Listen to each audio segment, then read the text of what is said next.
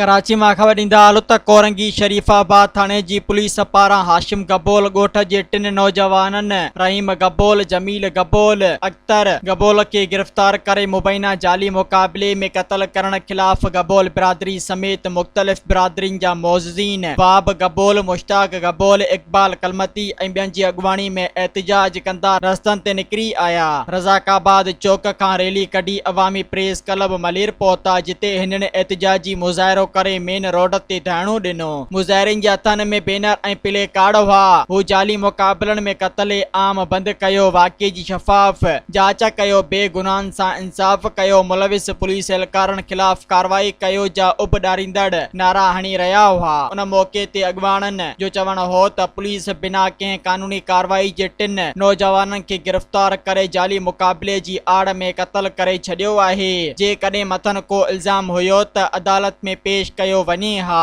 Police त ॼण त पंहिंजी अदालत क़ाइमु करे छॾी आहे, जेका सरासर गैर कानूनी ऐं गैर इंसानी आहे। मुज़ाहिरीन IG Sindh, DIG Rangers, DIG East ऐं ॿियनि आला इख़्तियारनि खां मुतालबो कयो त हू वाक़िए जो नोटिस वठनि, शफ़ाफ़ जांच कराइनि ऐं मुलविस पुलिस एहलकारनि ख़िलाफ़ कानूनी कार्रवाई खे यकीनी बणाइनि त जीअं मुस्तक़बिल में अहिड़नि वाक़िअनि जो तदारुक थी सघे।